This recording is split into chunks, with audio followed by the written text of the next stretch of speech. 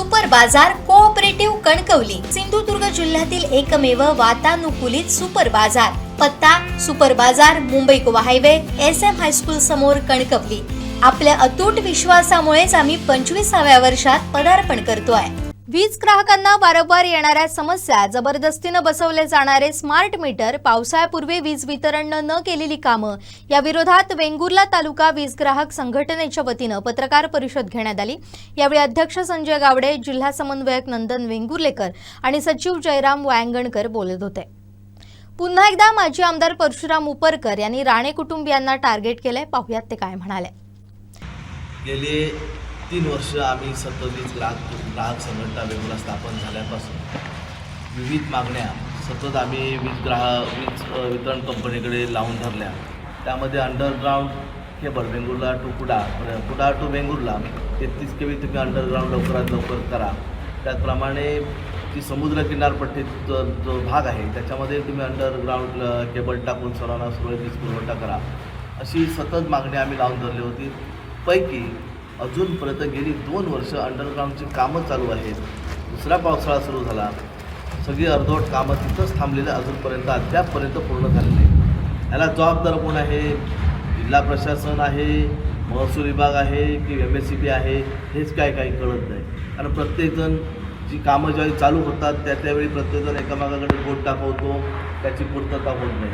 Vengurla to Kuda underground 33 kV करताना त्यांनी पूर्णपणे रस्त्याच्या बाजूला केबल पुरली, ज्या कॉन्ट्रॅक्टर ठेकेदार होते त्याने आपल्याला हवी तशी म्हणजे आपल्याला जेवढं सोपं होईल तशा पद्धतीचं काम करत गेला। परंतु त्यामध्ये आपण बघितलं की किती अपघात झाले, त्याच्यामुळे अपघातामुळे किती जणांचे प्राण गेले किंवा काही जण जायबंदी झाली। आणि आता ही सगळी परिस्थिती अजूनपर्यंत ती 33 kV वेंगुर्ल्यापर्यंत येऊन पोचू शकले नाही। कालचाच दिवस बघितला तर काल वेंगुर्ल्यामध्ये पूर्णपणे वीज ठप्प होती। म्हणजे रात्री सतत म्हणजे वेंगुर्ला शहरातली जरी आली तरी R1 R2मध्ये पूर्णपणे वीज रात्री 9:30-10 पर्यंत बऱ्याच भागात गेलेली होती। हा असा जर कारभार वीज वितरणचा चालू असेल तर ते फार दुर्दैव आहे। लोकांचा, जनतेचा रोष दिवसेंदिवस वाढत आहे। परवा दिवशी पण रामघाटवासी एकत्र जमून सतत वीज पुरवठा खंडित होता त्याचा जाब विचारण्यासाठी एकत्र जमले होते। कालही तीच परिस्थिती होती, परंतु आपण सर्वांना जे फोन होते त्यांना आम्ही सांगत राहिलो की लाईट उशिरापर्यंत येईल, कारण हाही कालही उद्रेक झाला असता। परंतु या अधिकाऱ्यांना मला समजत नाही, जिल्ह्यातील अधिकारी साहेब असतील त्यांना हे का कळत नाही की लाईट गेली की उद्रेक होईल असं त्यांच्या लक्षात आलं की ते फोन बरोबर उचलतात आणि मग त्यावेळी सांगतात आमची लाईट जर 10 मिनिटात चालू करू, आम्ही लक्ष करून सर्व काही चालू सुरळीत सगळं काही चालू आहे। तुम्ही मी म्हणतो तुम्ही रात्रदिवस कामही करता, परंतु जी कामं पावसाळ्यापूर्वी झाली पाहिजे तुम्ही का केली नाही हा एक प्रश्न आहे। दुसरा की आताची सध्या संपूर्ण वेंगुर्ल्यामध्ये म्हणजे जवळजवळ वेंगुर्ला डिव्हिजन वेंगुर्ला अगदी वांगणीपासून चालू झालं ते सातारण्यापर्यंत थांबलेलं आहे। हा इकडचा नेमळे हाही भाग त्याच्यामध्ये तो होडावडा हा भाग, हा तवडे हा भाग आहे, तवडे होडावडापर्यंत भाग येतो आणि मग तो अगदी सातारण्यापर्यंत गेला मळेवाडपासून। तर हे सर्व त्या भागातील जवळजवळ आमचे ह्या वीज वितरण कंपनीत 60,000 ग्राहक आहेत। 60,000 ग्राहकांची आजची काय परिस्थिती आहे? 60,000 आपले 43,000 ग्राहक आहेत। तर त्या 43,000 ग्राहकांची आजची परिस्थिती काय? कुणालाही वीज पुरवठा सुरळीत होत नाही आहे, कुणालाही वीज बिलं नियमितप्रमाणे येत नाही। त्याच्यामुळे असं झालेलं आहे की काल गेले 3-4 महिने वीज वितरण कंपनीने जे कोण त्यांनी वीज मीटर रिडिंग घेऊन त्यांना वीज बिलं दिली गेली पाहिजे ती वेळोवेळी न पोचल्यामुळे काल एवढा फरक त्यांनी काढला आहे की जवळजवळ एकाला 8,000-7,000-8,000 रुपये बिल आले। म्हणजे 700 रुपये जो वीज बिल भरत होता त्याला आज 2,500-3,000 रुपये बिल आले, त्याच्या पुढे गेलेले आहेत। आणि ते म्हणतात स्मार्ट मीटर बसवा। स्मार्ट मीटर ज्यांनी बसवलं त्यांची तर दुर्दैव फार दुरावस्था आहे। त्याच्या पलीकडे दुसरं झालेलं आहे की काही लोकांना तुम्ही सांगताय की सोलर तुम्ही हे वीज घ्या। सोलरवाल्यांची पण एवढी परिस्थिती वाईट झालेली आहे की सोलरवाल्यांना 2-2, 3-3 महिने त्यांचे 0 युनिट दाखवत आहे। म्हणजे कुठं फसवणूक करताय का? म्हणजे होते हे स्पष्टपणे लक्षात येतं या ठिकाणी। ज्यांनी सोलर बसवली त्यांना पण काल बुधवारी त्याविषयी आम्ही गेलो होतो वीज बिल, तर त्याविषयी अशी परिस्थिती होती की त्यांना 9,000 रुपये बिल आले। मग त्याने सोलर बसून त्याला पाहिजे का? मग सोलरची निर्मिती झालेली तुम्ही सोलर चार्जिंगसाठी तुम्ही विजेवर सोलर चार्जिंग होते का असा प्रश्न ग्राहकाला पडतो। आणि हे सगळं चालढकलपणा चालू आहे। त्याची मागणी केली असता जे आम्हाला इथं काय दाखवलं जातं त्याप्रमाणे आम्ही मान्य करणार। दुसरं ग्राहकाने कितीही तिथं बोंबा मारले तरी ते मान्य केलं जातं। मग हा सतत अन्याय अत्याचार झाल्यासारखाच आहे. आज स्मार्ट मीटर जबरदस्ती बसवत आहे. स्मार्ट मीटर कंपनीचे ज्यांनी ठेका घेतला आहे ते सर्व कारण मला समजलं ते सर्व होते, कारण वेंगुर्ल्यामध्ये आले होते आणि ते मला पटवून देत होते की स्मार्ट मीटर बघा तुमचं असं आहे, जसं तुम्ही किती फॅन किती वापरला, लाईट किती वापरली, तुम्ही AC किती वापरला, तुमचा किती टनचं AC आहे, तुम्ही त्याविषयी सकाळी किती वाजता घरातून बाहेर पडला, तुमची सगळी तुम्ही वीज कशी बंद करून केला, तुम्ही किती वाजता आला, तुम्ही किती दिवस नव्हता, ही त्याच्यामध्ये कळू शकतं. परंतु मला हे कळत नाही की पूर्वी ज्याचं 700 रुपये 800 रुपये बिल येत होतं त्याचं आज बिल ते जवळजवळ 8-10 रुपये का वाढते, 8-10 रुपये का येतं, म्हणजे हा स्मार्ट मीटर कुठेतरी गडबड करतो. बरं ते म्हणतात आम्ही पॅरलल मीटर तुम्हाला जोडून देतो आणि तुम्हाला दाखवतो, पण ती त्याची पूर्तता होत नाही. असंख्य ग्राहक आज वीज वितरण कंपनीमध्ये आपली बिलं घेऊन येतात, आपली समस्या मांडत आहे, पण तिथं कोणी त्याची दाद घेतली जात नाही. कारण लोकांनाही अजूनपर्यंत माहीत नाही जे युनिट 100पर्यंत 4 रुपयेपर्यंत आहे, पण त्याच्यानंतर 100च्या 101 झालं की त्याच्यापासून तुम्हाला पुढे म्हणजे आज कोणी विजेचा वापर करणं मध्यंतरीच्या काळामध्ये गॅस सिलेंडर दिले गेले योजनेतून महिलांसाठी, पण आज ती अशी परिस्थिती आहे ते बंद केले सरकारने. मग लोक आता काय करतात, घरात लाकडंही नाही, गॅसही नाही म्हणून हे पेटवत आहेत, शेगड्या चालू केल्या आहेत. म्हणजे हे सगळं शेवटी पर्यायाने सरकार मुद्दा म्हणजे अशी परिस्थिती निर्माण करते का जेणेकरून तुम्ही तुम्हाला पेट्रोल डिझेलही नाही, तुम्हाला गॅसही नाही आणि तुम्हाला काहीच नाही, तुम्ही विजेचा वापर करा. मग विजेचा वापर वाढल्यानंतर त्याच्यावरती म्हणजे 10 रुपये युनिट तुम्ही करून वाढवले अचानक, ग्राहकाला कुणाला याची कल्पना नाही. मग हे असा जर अन्याय जर अत्याचार चालू राहिला तर ते जनक्षोभ उडाल्याशिवाय राहणार नाही. काहीतरी आता पावसाचे दिवस चालू झाले आहेत, तुम्हाला सांगतो नक्कीच वेंगुर्ला MSEBमध्ये जर असा जो वीज पुरवठा खंडित जर होत राहिला तर त्याचे दुष्परिणाम भोगावे लागतील. मग त्यामध्ये असा तुमचा एक फोन ठेवा, मग तुमचे लँडलाईन बंद होतात ती कारणं सांगते, मग तुमचा मोबाईल ठेवा त्या ठिकाणी आणि येणाऱ्या ग्राहकाला उत्तरं द्या. त्याला तुम्ही कुठे लाईट गेली असेल त्याची तुम्ही समस्या जाणून घ्या, हेही केलं जात नाही. हे तर म्हणजे ही गेली कित्येक वर्ष मागणी आहे. पण त्याच्यापेक्षा जिल्हा आपत्ती व्यवस्थापन प्राधिकरण जसं जिल्ह्याला महसूल विभागाचं, तसं माझी मागणी आहे की MSEBने तशा प्रकारे जिल्ह्यामध्ये तालुक्यामध्ये वीज वितरणसाठी आपत्ती व्यवस्थापन प्राधिकरण त्यांनी तिथं चालू केलं पाहिजे, पण ते अद्याप होत नाही. आम्ही वेळोवेळीमध्ये मागणी केली होती, पत्र दिलं होतं मी त्यांना राज साहेबांना की तुम्ही एक तालुक्याला आमच्या वीज ग्राहकांची आपण एकत्र मिटिंग घेऊया.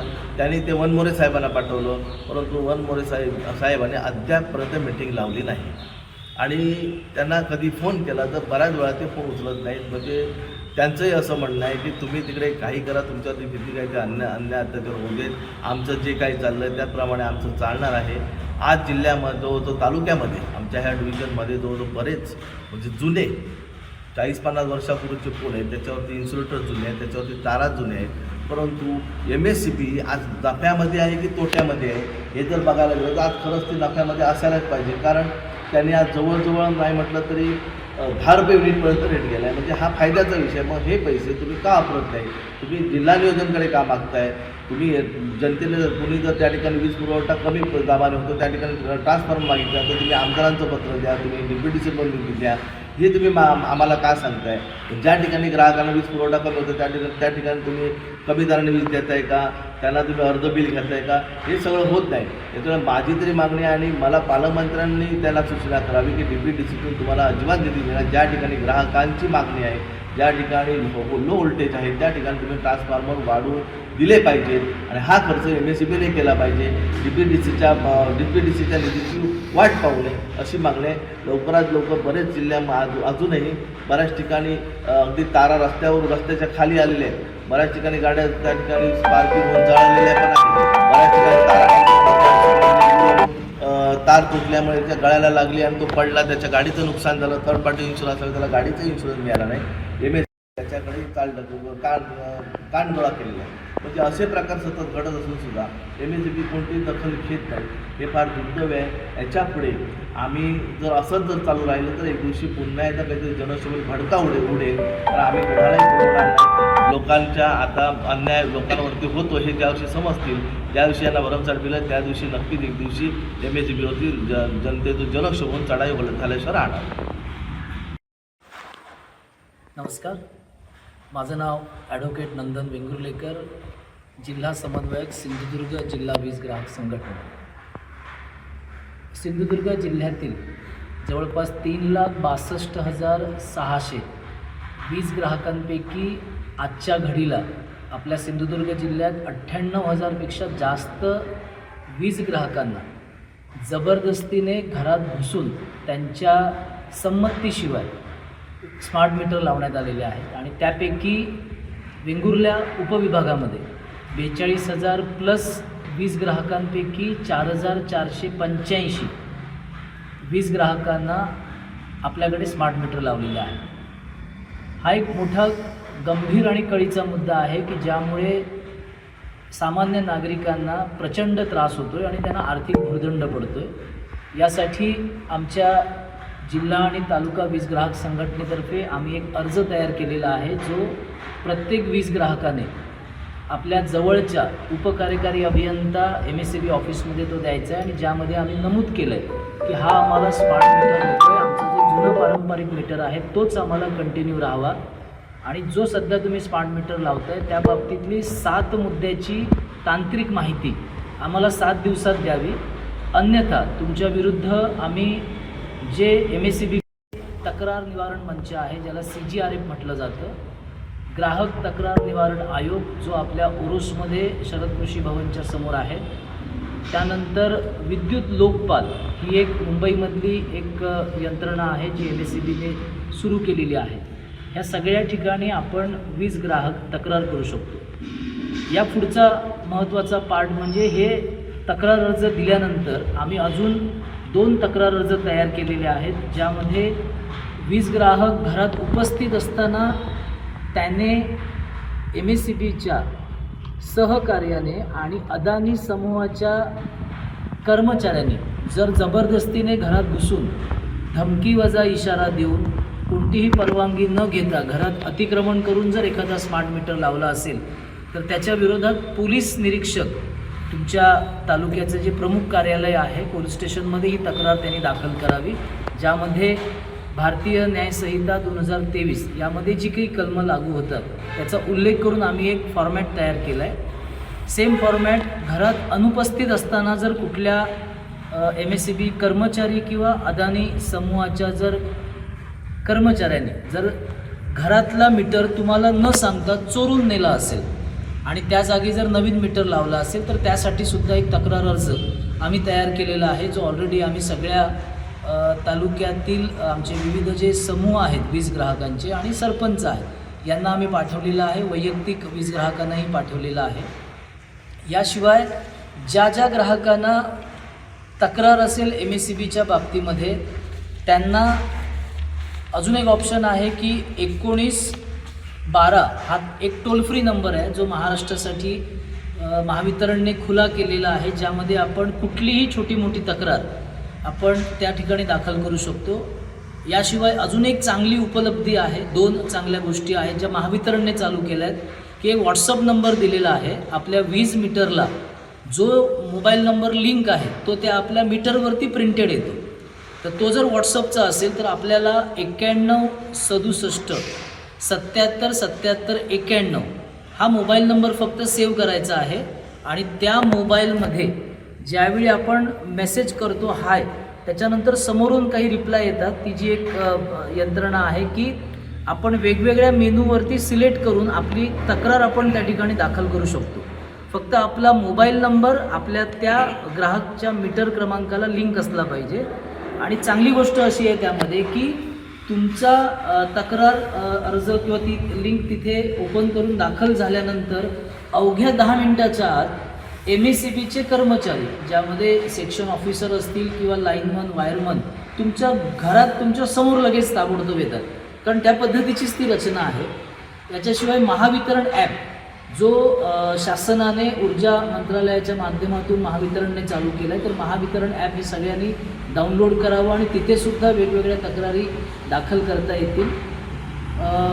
जो काही सध्या वीज ग्राहकांना त्रास होतो आहे या बाबतीमध्ये जिल्हा वीज ग्राहक संघटनेतर्फे जिल्हास्तरीय वीज परिषद आम्ही जुलैच्या पहिल्या आठवड्यामध्ये ओरोसमध्ये आमचा घेण्याचा मानस आहे आणि सिंधुदुर्गातल्या बऱ्याच नागरिकांना सरपंचांना आम्ही आवाहन केले की त्या दिवशी तुमच्या तक्रारी घेऊन या. MSCBच्या बोर्ड ऑफ डायरेक्टरच्या ज्या संचालक आहेत सौ नीता मॅडम यांना आम्ही त्यासाठी निमंत्रित केलेलं आहे आणि महावितरणचे वरिष्ठ अधिकारी. तर ज्या लोकांना प्रॉब्लेम्स आहेत, महावितरणच्या विविध अडचणी आहेत, त्यांनी आमच्या जिल्हा वीज ग्राहक संघटना आणि तालुका वीज ग्राहक संघटनेच्या माध्यमातून तक्रारी दाखल करावेत. आणि शेवटचा मुद्दा महावितरणच्या सर्व अधिकाऱ्यांना की 1 एप्रिल 2025 रोजी महावितरण मुंबई ऑफिसमधून एक सर्क्युलर इश्यू झालं, ज्यामध्ये 33 कामं त्यांनी तुम्हाला आदेश दिलेले होते की ही पावसाळ्यापूर्वीची देखभाल दुरुस्तीची कामं आहेत. ही कामं जर त्यांनी वेळीच पूर्ण केली असती आणि दर 3-3 महिन्यांनी याचा आढावा घेतला असता तर कदाचित आज आम्ही पाऊस सुरू न होता 8-8 तास, 12 तास, 24 तास जो आम्हाला सध्या काळोखात राहावं लागतं ते राहावं लागलं नसतं. तर जे कोणी यामध्ये MSEBचे अधिकारी कर्मचारी ज्यांनी कर्तव्यात कसूर केली आहे तर त्यांचं निलंबन व्हावं, त्यांच्यावर कायदेशीर कारवाई व्हावी, त्यांची डिपार्टमेंटल इन्क्वायरी व्हावी, यासाठी जिल्हा वीज ग्राहक संघटना आम्ही प्रयत्न करणार आहोत. आणि शेवटचा मुद्दा की तमाम जिल्ह्यातील वीज ग्राहकांना आवाहन आहे की MERCचा विनियम 2021 यामध्ये तरतूद आहे की जर एखाद्या ग्रामीण भागातील किंवा शहरी भागातील जर MSEBच्या चुकीमुळे लाईट गेली असेल आणि ती जर 3 तासामध्ये किंवा 7 तासामध्ये जर आली नसेल वेगवेगळ्या क्रायटेरियाप्रमाणे तर प्रत्येक वीज ग्राहकाला नुकसान भरपाई MSEB देऊ शकते. ती किमान 100 रुपये आणि कमाल 1000 रुपये. तर माझं तमाम वीज ग्राहकांना आव्हान आहे की ज्या ज्या गावामध्ये लाईट नाही आहे किंवा जी 12 तासापेक्षा 24 तासापेक्षा जिथे लाईट आलेली नाही आहे तर अशा वीज ग्राहकांनी तुमच्या जवळच्या उपकार्यकारी अभियंता कार्यालयात जाऊन त्यांच्याकडनं फॉर्म घ्यावा, जो छापील अर्ज त्यांनी उपलब्ध ठेवलेला आहे, आणि तिथे तुमचा अर्ज जोडावा. तर एका तासाला 1000 प्रमाणे जर 24 तास तुमच्याकडे लाईट नसेल तर 24,000 रुपये तुम्हाला त्यांच्याकडून नुकसान भरपाई मिळू शकते. आणि या महावितरणच्या अभिनव उपक्रमाचा सगळ्यांनी लाभ घ्यावा ही पुन्हा एकदा सर्वांना विनंती.